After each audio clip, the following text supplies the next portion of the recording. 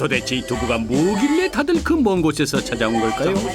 금방 만들어낸 뜨끈뜨끈한 두부 위에 달인의 또 다른 손맛이 느껴지는 겉절이 한 조각을 올려도 끝내주고 양념간장에 찍어 먹어도 끝내줍니다. 이 근방은 사람이 맷집 안 사는 게. 근데도 두부가 이렇게 팔려요? 그냥 전주서, 이리서, 경기도서도 오고, 서울서도 오고. 두부 사러? 예. 여기까지? 이게 내가 차비가 두부값보단 더 들어간다고. 콩용. 전국을 들썩이게 하는 달인 두부의 맛의 비법은 바로 이 콩 되시겠습니다. 국산 콩이에요? 예. 우리가 농사지은 콩이다니까. 두부를 만드는 원재료인 콩을 재배하는 일부터 정성을 담아 모두 직접 작업하는 달인. 콩의 색깔부터가 남달라 보입니다. 이렇게 하면 콩을 불리는 거예요, 불리는 거. 콩을 불려요? 예. 불려. 불어야 두부를 한 개를. 깨끗이 씻은 콩은 물이 잘 스밀 수 있도록 콩 양의 약 2배 정도 되는 물 속에 불려줍니다. 칠흑 같은 어둠이 채 가시기도 전에 해가 떠오르려면 아직 한참이나 남았건만 어디선가 들려오는 맷돌질 소리. 새벽부터 이렇게 하세요, 형님? 예. 어휴, 새벽부터. 왜 이렇게 일찍 하세요? 일찌감 지야 또 뭐 겉질이 하나라도 정성을 쏟아서 하지. 다들 깊은 꿈속에 빠져 있을 이른 새벽부터 하루가 시작되는데요. 햇빛과 바람에 잘 연근 실한 콩을 맷돌에 넣어서 갈아주면 뽀얀 콩물이 모습을 드러내게 됩니다. 절인 팔 주물러가며 새벽녘부터 맷돌질하고 나면은 얻을 수 있는 귀한 결과물인데 그야말로 정성 없이는 맛볼 수 없는 음식이 바로 두부. 손수 간 콩물을 가마솥에 넣고 한참을 또 끓여줘야만 하는데요. 지금까지 시간과 정성을 쏟아부었다면 이제부터는 노하우를 선보일 시간. 지금부터가 제일 중요해요. 이 불 조절을 잘해야 돼. 아, 불 조절을요? 왜요? 두부가 안 넣고 끓게.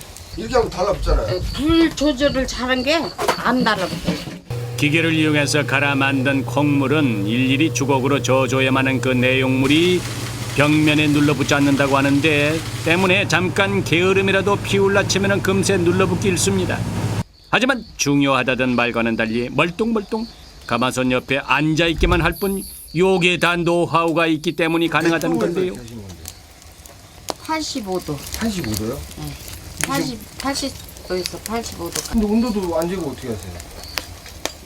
짐작으로 알지, 짐작으로. 진짜요? 지금은 막 부쉈으니까 네. 50도밖에 안 된다니까. 그래요? 네. 오랜 세월을 두부 만드는 데 바쳐온 만큼 요 정도쯤은 기본. 슬슬 가마속의 온도를 얘기하는데 과연? 오, 맞네? 50도 맞네. 80도에서 85도가 돼야 아, 이게 퍼서 짜는 거예요. 이걸 탁 빼서 이렇게 붙이면 기술이 이게. 이 기술이라고요? 네. 이 부채질하는 게 무슨 기술입니까? 이렇게 부채질을 하면 후딱 끓으니까. 이게 기술이라고요? 네. 이게 무슨 기술이 할머니 그냥 부채질만 하는 건데. 그냥 부채질이 아니요. 활활 타오르는 장작만큼이나 자신만만한 모습. 부채질에 힘입어 콩물도 보글보글 끓어가는데요. 장풍만큼 강한 바람은 아니지만 콩물이 끓기에 적당한 바람을 잘도 일으키는 달인의 부채 신공. 어째 영리심쩍은 제작진은 다시 한번 온도 측정에 나섭니다. 그래서 부채질 하신 거예요 지금? 네. 85도 맞추시려고? 네. 산골 마을에도 어김없이 아침이 밝아오고 여전히 바람이 일으키기에 여념이 없는 모습. 살랑살랑 부는 부채바람 따라서 춤이라도 추듯 장작불도 일렁이고 이때 어느 정도 굳은 콩물이 쩍하고 갈라집니다.